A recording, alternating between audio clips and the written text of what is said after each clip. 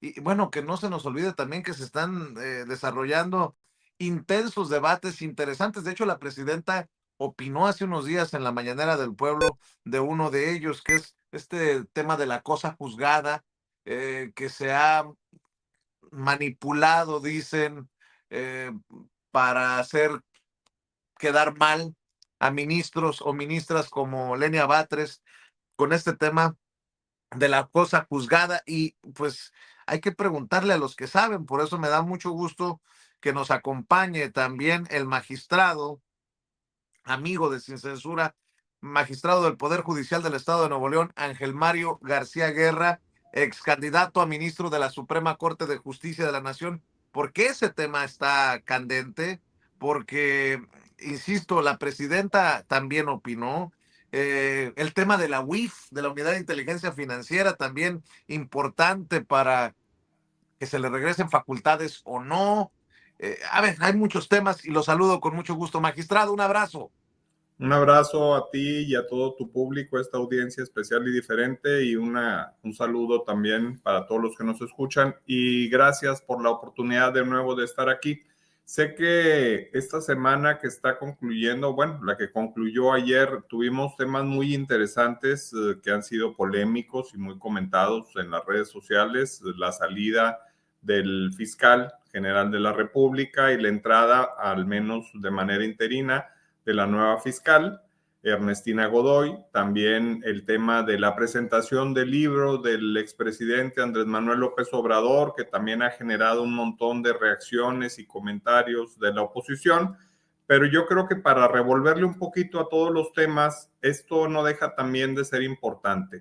La semana pasada, Vicente, para ser exactos, el día jueves, hubo un comunicado oficial que hizo la Suprema Corte de Justicia de la Nación con relación a este tema de la cosa juzgada. Y para quienes nos escuchan y tal vez no tengan muy claro qué significa la cosa juzgada es cuando un juicio de cualquier naturaleza, puede ser civil, familiar, mercantil, penal, etcétera, ya ha concluido y ya no hay más que decidir. O sea, la cosa juzgada es una certeza que tenemos todas y todos los mexicanos de que en algún momento un procedimiento judicial va a tener una conclusión y que eso ya no va a cambiar. En el caso particular de México, por citar un ejemplo, las resoluciones que dicta la Suprema Corte de Justicia de la Nación son inimpugnables. Quiere decir que ya no se puede hacer nada por modificarlo, y ahí es cuando opera este concepto conocido como cosa juzgada. Se acabó el juicio y no puede haber más cambios. Bueno, en días recientes, por algunos comentarios que hizo la ministra Lenia Batres, se despertó una polémica, como siempre, tergiversando las cosas, diciendo lo que no dijo y opinando lo que no opinó. Yo en algún momento lo he comentado aquí en tu programa, lo comenté cuando estuve en campaña. Siempre he pensado que es importante que esta nueva Suprema Corte de Justicia que tenemos hoy en día empiece a revisar los criterios jurisprudenciales que se generaron por lo menos del 95 al 2018. Ya en otras ocasiones también lo hemos dicho, la jurisprudencia es como legislar desde el Poder Judicial Federal. Es como agregarle artículos a la ley o como anular artículos de la ley sin que se siga el proceso ante los congresos federales, en este caso la Cámara de Diputados o la Cámara de Senadores. Es decir, es una manera indirecta en que los ministros de la Corte y los magistrados de los tribunales colegiados de circuito crean ley. De alguna forma, es una ley indirecta. Bueno, mi opinión ha sido en el sentido de que debería de hacerse revisión de estos criterios de todos estos años, y todos aquellos que se hayan dictado, una, para favorecer a grupos de interés económico, político o mediático, o bien para perjudicar a las mayorías en el pueblo, que fue lo que se hizo durante muchos años, que esta nueva corte la revise y, como dicen ellos mismos, un lenguaje muy utilizado y muy conocido por todos, en una nueva reflexión, se cambien esos criterios por otros que realmente sean a favor de la justicia y a favor del pueblo, que no olvidemos que el pueblo fue el que provocó este cambio en la Suprema Corte. Bueno, pues hay dos temas importantes relacionados con ver resultados de este proceso de tener un nuevo Poder Judicial Federal, particularmente de tener una nueva Suprema Corte. El primero es este comunicado que hace la Suprema Corte el jueves de la semana pasada, donde dicen, no vamos a afectar el tema de la cosa juzgada. Es decir, todos aquellos que han tenido una resolución favorable o desfavorable, como haya sido, así se van a quedar y no va a ser posible que la Suprema Corte cambie esos criterios precisamente porque la cosa juzgada es una seguridad jurídica para todas y para todos. Pero ¿qué sí está previsto en la propia ley? La posibilidad de que aquellas personas que hayan sido afectadas en un juicio que se llevó a cabo de manera fraudulenta, y esto, decir de manera fraudulenta, puede incluir que se hayan utilizado testigos falsos, documentación falsa, hechos falsos, en fin, cualquier manera de manipular la evidencia que llevó al dictado de una sentencia que no fue justa, sino que fue una sentencia injusta, manipulada y que no corresponde a la realidad. Entonces, hay un procedimiento que se establece tanto en los códigos procesales de la Ciudad de México como en los estados de la República que se llama juicio sobre nulidad de juicio concluido. Es decir, se inicia un nuevo juicio y en ese nuevo juicio el objetivo es anular un anterior juicio que se obtuvo de manera fraudulenta, que puede ser por muchos factores, tráficos de influencias, manipulación de pruebas, falsificación de documentos, hacer favores, beneficiar a ciertas personas. Es un procedimiento que no lo está inventando la Suprema Corte, es un procedimiento que ya existía desde antes de la reforma judicial y que hay una persona en particular que promovió un juicio de naturaleza mercantil para anular un juicio previo que había promovido un deudor alimentista para ponerse en un estado de insolvencia y no cumplir con sus obligaciones de proporcionar alimentos. Entonces, la acreedora alimentista promueve este nuevo juicio y fue a dar este nuevo juicio de nulidad de un juicio anterior, fue a dar a la Suprema Corte y la Suprema Corte dijo, vamos a analizar si efectivamente el juicio previo se hizo de manera fraudulenta y de ser así lo vamos a anular, pero no porque sea un criterio de la Corte actual, sino porque es un procedimiento que desde hace muchos años ya está previsto en la ley. Pero como hubo tanta desinformación, sobre todo desinformación encaminada a poner en mal a los ministros de la Corte, a venderle a la gente la idea de que los nuevos ministros de la Corte son ineptos, que no conocen de derecho y que andan dando palos de ciego y cometiendo errores garrafales. Y esto no es así, al menos no en este caso.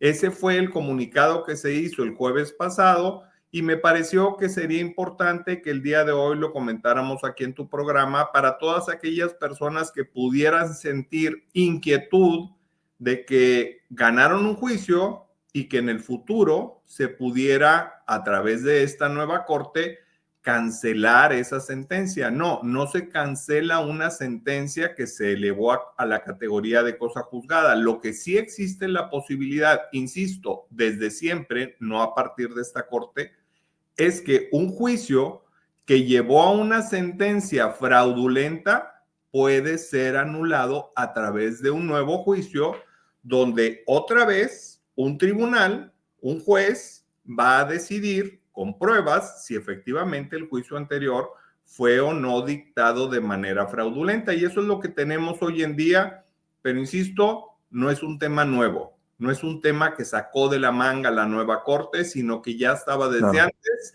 y lo estamos viendo hoy en día en la realidad. Y el otro tema que también me parece de suma relevancia es que la Corte va a analizar una vez más el criterio que hubo, no sé si recuerdas, Vicente, del exministro Medina Mora, que se vio involucrado en temas de corrupción y que decidió renunciar. Si mal no recuerdo, fue como en el año 2019, renuncia a su Correcto. cargo de ministro, precisamente porque al parecer le encontraron algunas cuentas millonarias en otros países, y entonces él, antes de renunciar, había propuesto a sus compañeros ministros de la Corte que analizaran si era constitucional o no que la UIF, la Unidad de Inteligencia Financiera, congelara las cuentas de personas que tenían movimientos sospechosos en su cuenta, lo que hacía pensar a la autoridad, en este caso a la UIF, que se trataba de operaciones con recursos de procedencia ilícita, lavado de dinero, dinero del narcotráfico, etcétera. Cualquier operación que se hace en el sistema bancario, que la UIF estuviera en posibilidades de congelarla. Entonces, estas facultades las tiene la UIF en la ley, pero entonces los ministros de la Corte, a propuesta de Medina Mora, pero avalado por todos, decidieron que esas facultades de la UIF de congelar cuentas eran inconstitucionales y establecieron en una resolución totalmente incongruente que la UIF solo podía cancelar cuentas si lo pedía un gobierno extranjero. Pero si era por la petición del sistema bancario mexicano o de la propia autoridad mexicana, que en esos casos era inconstitucional. No hay manera de entender con una lógica humana por qué, si la petición es del gobierno de México, es inconstitucional, pero si la petición es de un gobierno extranjero, entonces sí es constitucional. Bueno, eso dio como resultado que todas las cuentas que la UIF congelaba, a través de juicios de amparo que se promovieron por todo el país, se conseguía que se descongelaran las cuentas. Yo creo que el caso más emblemático, lo recordarás, Vicente, fue el día que en Estados Unidos condenaron por ligas con el narcotráfico al exsecretario de Seguridad Pública, Genaro García Luna. Ese mismo día, un tribunal colegiado federal aquí en Nuevo León, aquí en México, ordenó que le descongelaran las cuentas millonarias a su esposa. Y ese es un caso emblemático, pero casos como estos hubo y han seguido habiendo un montón desde aquella famosa jurisprudencia que se bautizó con ese nombre, la jurisprudencia Medina Mora. Insisto, él fue el ponente de ese criterio, pero todos los ministros por unanimidad avalaron ese criterio. Ahora, ¿en qué situación estamos? Esta nueva Suprema Corte está analizando echar atrás ese criterio y devolverle a la UIF, que ya los tenía en la ley, pero se los habían quitado a través de la jurisprudencia, bueno, pues reanalizar esa jurisprudencia, dejarla sin efectos y que de nueva cuenta la UIF tenga las facultades de congelar todo el dinero que se maneja de manera extraña. Y aquí yo quisiera hacer hincapié en un tema, Vicente. Tenemos un grave problema de inseguridad en México y se están haciendo un montón de cosas y hemos visto resultados favorables con la actuación del actual secretario de Seguridad Pública, García Harfuch. Creo que la entrada, aunque sea de momento de manera interina, de la fiscal, ahora fiscal Ernestina Godoy, va a colaborar muchísimo a que se sigan trabajando de manera conjunta con el ejército, con la marina, para mejorar las situaciones de seguridad en todo México. Pero hay un tema que para mí, y creo que para todos, es trascendental. El dinero con el que operan los grupos de la delincuencia organizada. Ese dinero, Vicente, no lo mueven en carretillas, ni lo traen en sacos. Ese dinero se mueve a través del sistema bancario mexicano o del sistema bancario internacional. Son miles de millones de pesos o de dólares los que se operan o se manejan para poder tener financiamiento que les sirve para comprar autoridades, para hacer todo lo que ellos hacen.